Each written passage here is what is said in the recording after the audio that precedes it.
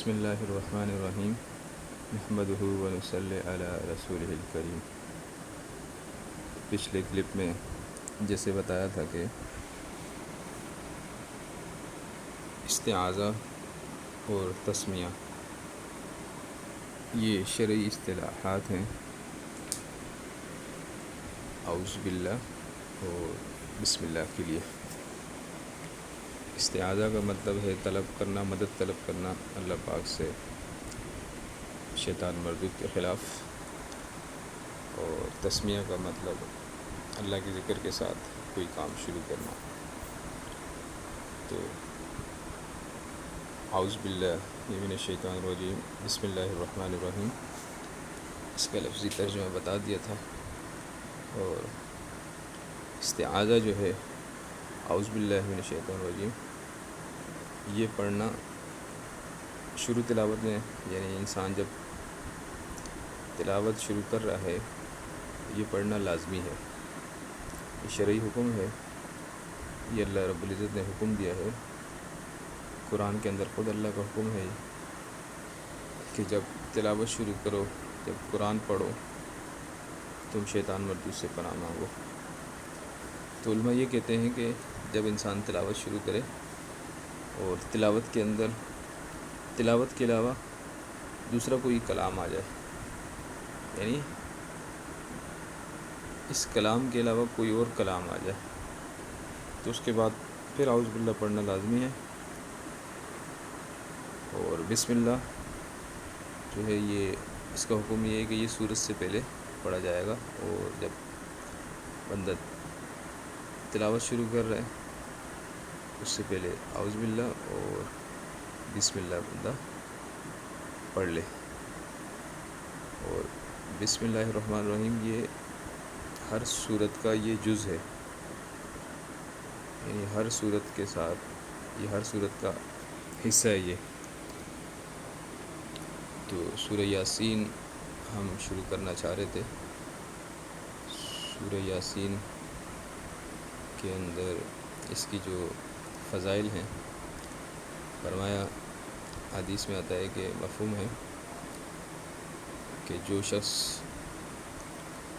صبح یعنی دن شروع ہوتے ہی سورہ یاسین پڑھتا ہے تو اللہ رب العزت اس کے سارے دن کے حوائج کو، اللہ رب العزت ضرورتوں کو پوری فرما دیتے ہیں۔ اور نبی علیہ السلام نے یہ بھی فرمایا مفہوم ہے کہ اپنے مردوں پر اس سورت کو پڑھا کرو۔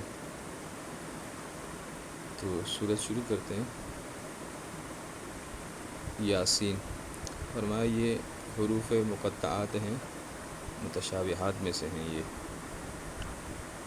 اس کا علم اللہ رب العزت کے پاس ہے، صرف اللہ رب العزت نے اس کا علم کسی کو نہیں دیا۔ یاسین یہ قرآن کی صورتوں کے شروع میں ایسے الفاظ آئے ہیں جیسے الف لام میم یاسین، الف لام میم صاد، اس طرح کے جو الفاظ ہیں ان کا ترجمہ جو ہے یہ علماء نہیں فرماتے ہیں ان کا ترجمہ۔ دوسری آیت اس کی ہے والقرآن، والقرآن سے مراد یہاں پر یعنی وا جو ہے یہاں پر آیا ہے قسم کے لیے۔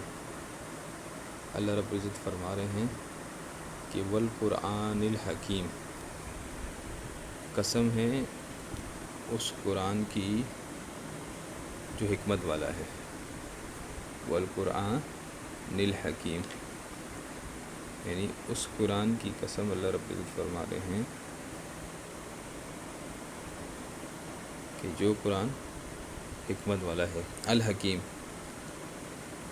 الحکیم سے مراد یہاں پر حکمت والا قرآن، یعنی قرآن کا کوئی بھی حکم، کوئی بھی الفاظ، آیات یہ حکمت سے خالی نہیں ہے۔ یہ قسم اللہ رب العزت کیوں فرما رہے ہیں قرآن کی،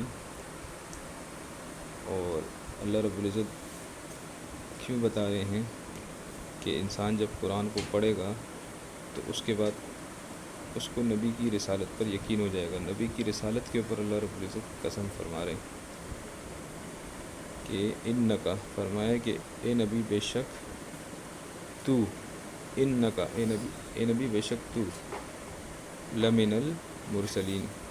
اب دوبارہ پہلے اللہ رب العزت نے انا کے ذریعے فرمایا کہ بے شک تو، پھر لام کے ذریعے لمن المرسلین.